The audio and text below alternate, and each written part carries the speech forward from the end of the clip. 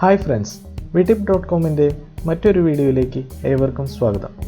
ഇന്ന് ഞാൻ വളരെ എളുപ്പത്തിൽ ഒരു കമ്പ്യൂട്ടർ അസംബിൾ ചെയ്യുന്നതിനെക്കുറിച്ചാണ് പറയാൻ പോകുന്നത്. അതിനു മുമ്പ് നിങ്ങൾ ആദ്യമായിട്ടാണ് ഈ വീഡിയോ കാണുന്നതെങ്കിൽ താഴെ കാണുന്ന സബ്സ്ക്രൈബ് ബട്ടൺ പ്രസ് ചെയ്യാൻ മറക്കല്ലേ.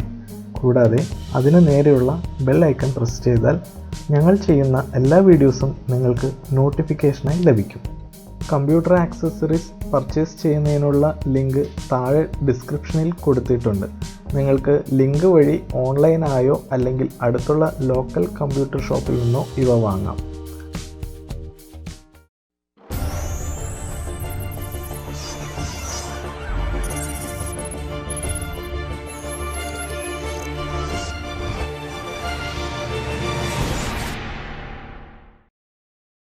ഇനി നമ്മൾ ചെയ്യാൻ പോകുന്ന കമ്പ്യൂട്ടറിൻ്റെ പാർട്സ് എന്തൊക്കെയാണെന്ന് നോക്കാം.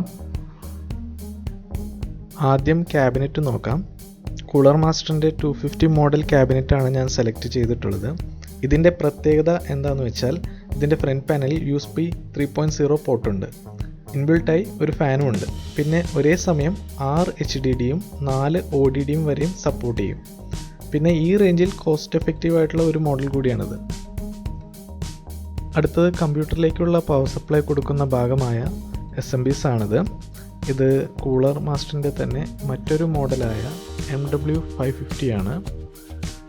ഇത് തെർമൽ റെസിസ്റ്റൻ്റ് ആയ ഒരു SMBs ആണ്. പിന്നെ ഇതിൻ്റെ മറ്റൊരു പ്രത്യേകത മറ്റു SMBsകളേക്കാൾ അപേക്ഷിച്ച് നോയ്സ് വളരെ കുറവുമാണ്.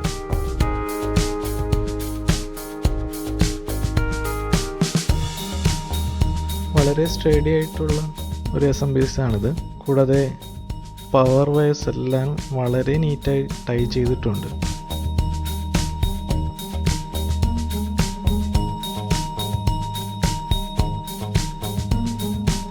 അടുത്തത് കമ്പ്യൂട്ടറിൻ്റെ ഏറ്റവും പ്രധാനപ്പെട്ട ഭാഗമായ മദർ ബോർഡാണ്. മദർ ബോർഡ് ആയി സെലക്ട് ചെയ്തിട്ടുള്ളത് ASUS Prime B360MD എന്ന മോഡലാണ്. ഇൻ്റലിൻ്റെ 8th Gen മുതൽ 9th Gen വരെയുള്ള എല്ലാ മോഡൽ പ്രോസസ്സറും ഇത് സപ്പോർട്ട് ചെയ്യും. പാക്കറ്റിൽ ഈ ബോർഡിനോടൊപ്പം യൂസർ മാനുവലും ഡ്രൈവർ CD-യും കൂടി ഉൾപ്പെടുത്തിയിട്ടുണ്ട്. കൂടാതെ ഇതിന് M2 ഓൺബോർഡ് ഫെസിലിറ്റി ഉണ്ട്. അതായത് NVMe ഡ്രൈവ് കൂടി ഈ ബോർഡിൽ കണക്ട് ചെയ്യാം. പിന്നെ മിനി ATX ബോർഡ് ആയതുകൊണ്ട് വലിപ്പവും കുറവാണ്. ഇനി ഇതിൻ്റെ സ്റ്റോറേജ് മെമ്മറി നോക്കാം. ഇവിടെ ഞാൻ ഉപയോഗിച്ചിരിക്കുന്നത് Seagateൻ്റെ Barracuda ഹാർഡ് ഡിസ്ക് ഡ്രൈവ് ആണ്. ഇതിൻ്റെ കപ്പാസിറ്റി 2 TB ആണ്. മാർക്കറ്റിൽ 14 TB വരെ സ്പേസ് ഉള്ള ഹാർഡ് ഡിസ്ക് അവൈലബിൾ ആണ്. കൂടാതെ വിൻഡോസ് സ്മൂത്തായി റൺ ചെയ്യുന്നതിനായി ഒരു SSD കൂടി കരുതിയിട്ടുണ്ട്. SSD അഥവാ സോളിഡ് സ്റ്റേറ്റ് ഡ്രൈവ് സാധാരണ ഹാർഡ് ഡിസ്ക് ഡ്രൈവിനേക്കാളും 10 മുതൽ 20 ഇരട്ടി വരെ സ്പീഡ് ഉണ്ടാകും. കൂടാതെ ഇത് ലൈറ്റ് വെയ്റ്റുമാണ്, പക്ഷേ വളരെയധികം കോസ്റ്റ്ലിയും കൂടിയാണ്. ഇവിടെ ഞാൻ ഉപയോഗിക്കുന്നത് കിങ്സ്റ്റൻ്റെ 240 GB SSD ആണ്. ഇനി സിസ്റ്റത്തിൻ്റെ വർക്കിംഗ് മെമ്മറി അഥവാ RAM നോക്കാം. ഞാനിവിടെ സെലക്ട് ചെയ്തിരിക്കുന്നത് അഡാറ്റയുടെ 8 GB DDR4 RAM ആണ്. ഇപ്പോൾ ഉപയോഗിക്കുന്ന മിക്ക ഗ്രാഫിക്സ് സോഫ്റ്റ്വെയറുകളും മിനിമം 8 GB-യിലാണ് വർക്ക് ചെയ്യുന്നത്. ഇനി സ്പീഡ് കൂട്ടാൻ താല്പര്യമുണ്ടെങ്കിൽ നിങ്ങൾക്ക് ഒരു 8 GB കൂടി വാങ്ങിയാൽ മതിയാകും. അപ്പോൾ 16 GB-യുടെ റിസൾട്ടൻറ്റ് സ്പീഡ് കിട്ടും. ഇനി പറയാൻ പോകുന്നത് ഗ്രാഫിക്സ് കാർഡിനെ കുറിച്ചാണ്. ഗ്രാഫിക്സ് കാർഡ് ഗെയിമേഴ്സിനും ഗ്രാഫിക് ഡിസൈനേഴ്സിനും ഒഴിച്ചുകൂടാനാകാത്ത ഒരു ഐറ്റമാണ്. നമ്മളിവിടെ സെലക്ട് ചെയ്തിരിക്കുന്നത് ASUSൻ്റെ GeForce GTX 1050 Ti 4GB DDR5 graphics കാർഡാണ്. നമ്മൾ വാങ്ങിയിട്ടുള്ള ഗ്രാഫിക്സ് കാർഡിൻ്റെ കപ്പാസിറ്റി അറിയാൻ കാർഡിന് പുറകിൽ പതിച്ചിട്ടുള്ള ബാർകോഡ് സ്റ്റിക്കറിന് മുകളിലായി ഇങ്ങനെ 4G എന്ന് പ്രിൻ്റ് ചെയ്തിട്ടുണ്ടോ എന്ന് ചെക്ക് ചെയ്താൽ മതി. ബോർഡിന് പുറകിലായി ഡിസ്പ്ലേ, DVI, HDMI എന്നിവയുടെ ഓരോ പോർട്ടുകളുണ്ട്. കൂടാതെ ബോക്സിൽ യൂസർ മാനുവലും ഡ്രൈവർ CD-യും ഉണ്ട്. ഇനിയാണ് കമ്പ്യൂട്ടറിൻ്റെ ഏറ്റവും പ്രധാനപ്പെട്ട ഭാഗം. കമ്പ്യൂട്ടറിൻ്റെ ബ്രെയിൻ എന്നറിയപ്പെടുന്ന പ്രോസസ്സറാണിത്. ഇവിടെ ഞാൻ ഉപയോഗിക്കുന്നത് ഇൻ്റലിൻ്റെ 9th Generation i5 പ്രോസസ്സറാണ്. ഇതിൻ്റെ മോഡൽ നമ്പർ 9400 ആണ്. 9 MB ക്യാഷ് മെമ്മറിയും 6 കോറും ഉള്ള ഈ പ്രോസസ്സറിൻ്റെ ക്ലോക്കിംഗ് സ്പീഡ് 4.1 GHz ആണ്. ബോക്സിൽ പ്രൊസസ്സറിനൊപ്പം ലഭിക്കുന്ന കൂളിംഗ് ഫാനാണിത്. ഫാനിന് മുകളിലായി ഹീറ്റ് സിങ്ക് പേസ്റ്റ് അഥവാ തെർമൽ കോമ്പൗണ്ട് ഇതിനൊപ്പം ഉണ്ടായിരിക്കും. ഈ കാണുന്നതാണ് പ്രൊസസ്സർ. ഇത് മറ്റൊരു പ്ലാസ്റ്റിക് കേസിൽ വെൽ പ്രൊട്ടക്റ്റഡ് ആയിട്ടാണ് പാക്ക് ചെയ്തിട്ടുണ്ടാവുക.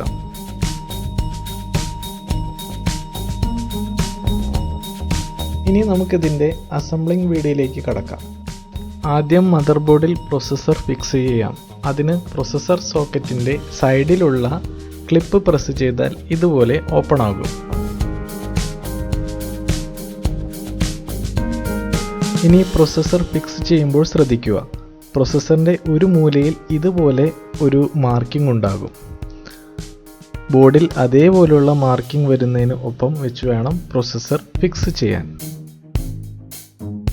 അതിനുശേഷം സോക്കറ്റ് ക്യാപ്പ് തിരിച്ച് ഇതുപോലെ മടക്കി അതിൻ്റെ മെറ്റൽ റോഡ് കൊണ്ട് ലോക്ക് ചെയ്യണം. ഇനി ഫാൻ ഫിക്സ് ചെയ്യാം.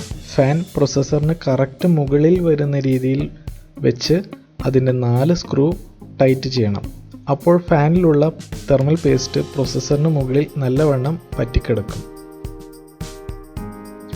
ഇനി ഫാനിൻ്റെ വയർ ബോർഡിലുള്ള CPU ഫാൻ എന്ന പോർട്ടിൽ കണക്ട് ചെയ്യണം. അടുത്തായി SMPS ഫിക്സ് ചെയ്യാം. SMPSനൊപ്പം കിട്ടിയ സ്ക്രൂസ് ഉപയോഗിച്ച് ക്യാബിനറ്റുള്ളിൽ ഇത് ഫിക്സ് ചെയ്യാം.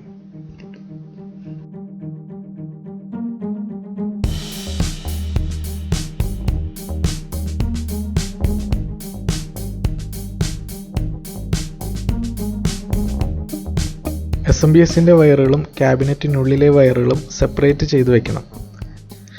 ഇനി മദർ ബോർഡിനോടൊപ്പം കിട്ടിയ ബാക്ക് പ്ലേറ്റ് ക്യാബിനറ്റിനുള്ളിൽ ഫിക്സ് ചെയ്യാം.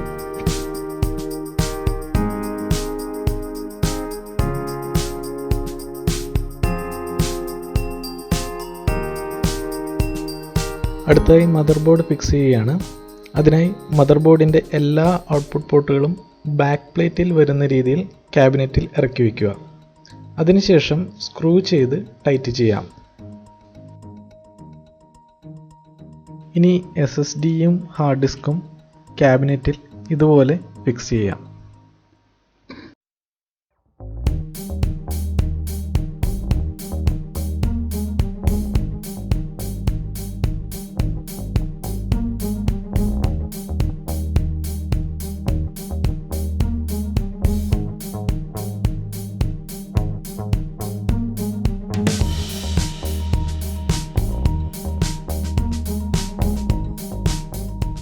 ഇനി ഗ്രാഫിക്സ് കാർഡാണ് ഫിക്സ് ചെയ്യാൻ പോകുന്നത്. അതിന് ക്യാബിനറ്റിൻ്റെ പുറകിലുള്ള ഈ ഒരു മെറ്റൽ പീസ് ഇളക്കിയെടുക്കണം. ഗ്രാഫിക്സ് കാർഡ് ഇടുന്ന പോർട്ടിന് അടുത്തായി ഒരു ലോക്ക് ഉണ്ട്, അത് നിവർത്തി വയ്ക്കാം. ഗ്രാഫിക്സ് കാർഡിൻ്റെ പോർട്ടിൽ സേഫ്റ്റിക്ക് വേണ്ടി വെച്ചിട്ടുള്ള പ്ലാസ്റ്റിക് ക്യാപ്പ് എടുത്ത് കളഞ്ഞിട്ട് കാർഡ് സോക്കറ്റിൽ ഫിക്സ് ചെയ്ത് ലോക്ക് ചെയ്യണം. കാർഡിനെ ക്യാബിനറ്റുമായി സ്ക്രൂ യൂസ് ചെയ്ത് ടൈറ്റ് ചെയ്യണം.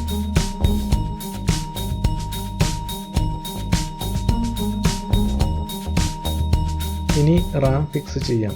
അതിനു മുമ്പ് റാമിൻ്റെ ലെഗ് മദർ ബോർഡിൻ്റെ സോക്കറ്റിൽ ഡയറക്ഷൻ കറക്റ്റ് ആണോ എന്ന് ചെക്ക് ചെയ്ത് വേണം ഫിക്സ് ചെയ്യാൻ. ഡയറക്ഷൻ കറക്റ്റ് അല്ലെങ്കിൽ സോക്കറ്റിൽ റാം ഫിക്സ് ആവില്ല. സോക്കറ്റിൽ റാം ഫിക്സ് ചെയ്തതിന് ശേഷം ഇരുവശത്തുമുള്ള ലോക്ക് ഇടണം. അടുത്തതായി മദർ ബോർഡിലേക്കുള്ള പവർ സപ്ലൈ ആണ്. SMPSൽ നിന്നുള്ള ഏറ്റവും കൂടുതൽ ലെഗുകളുള്ള പിന്നെടുത്ത് മദർ ബോർഡിൻ്റെ പോർട്ടിൽ കണക്ട് ചെയ്യാം.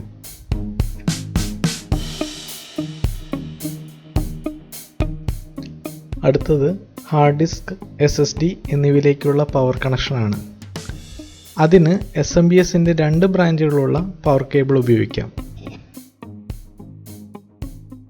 ഇനി ഈ സാറ്റ കേബിൾ ഉപയോഗിച്ച് വീഡിയോയിൽ കാണുന്ന പോലെ ഹാർഡ് ഡിസ്കിലേക്കും SSDയിലേക്കും മദർ ബോർഡിൽ നിന്നുള്ള കണക്ഷൻ കൊടുക്കാൻ പോവുകയാണ്. സാറ്റ കേബിൾ കണക്ട് ചെയ്യാൻ 4 പോർട്ടുകളുണ്ട്. അതിൽ 1ഉം 2ഉമാണ് ഇപ്പോൾ കണക്ട് ചെയ്യാൻ പോകുന്നത്.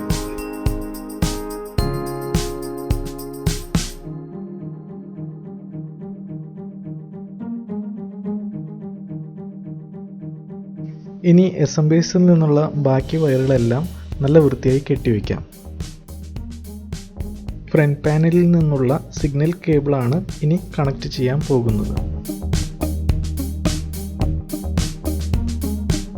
ഈ OS ഫ്രണ്ട് പാനലിലുള്ള power switch, reset switch, hard disk LED, power LED എന്നിവയ്ക്കുള്ള കണക്ടേഴ്സാണ്.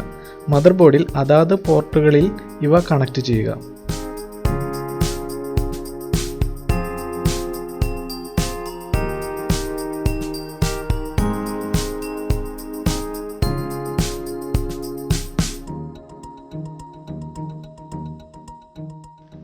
അതുപോലെ ഓഡിയോ, USB എന്നീ വയറുകളും ബോർഡിലെ അതാത് പോർട്ടുകളിലേക്ക് കണക്ട് ചെയ്യുക.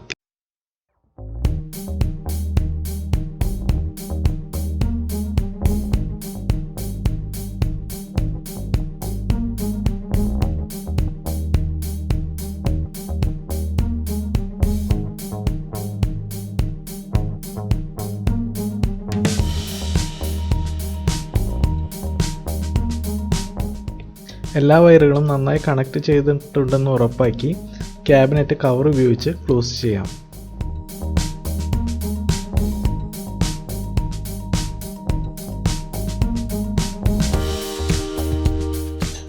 അപ്പോൾ നമ്മൾ കമ്പ്യൂട്ടറിൻ്റെ മെയിൻ പാർട്ടായ CPU സെറ്റ് ചെയ്ത് കഴിഞ്ഞു. ഇനി ഇതിലേക്ക് മോണിറ്റർ, കീബോർഡ്, മൗസ് എന്നിവ കണക്ട് ചെയ്യണം. അതിനുശേഷം OS ഇൻസ്റ്റാൾ ചെയ്യാം. വിൻഡോസ് 10 ഇൻസ്റ്റാൾ ചെയ്യുന്നതിൻ്റെ വീഡിയോ ലിങ്ക് ഡിസ്ക്രിപ്ഷനിൽ കൊടുത്തിട്ടുണ്ട്. നിങ്ങൾക്ക് ഈ വീഡിയോ ഇഷ്ടപ്പെട്ടെങ്കിൽ ലൈക്ക്, ഷെയർ, സബ്സ്ക്രൈബ് എന്നിവ ചെയ്യുക. Thank you.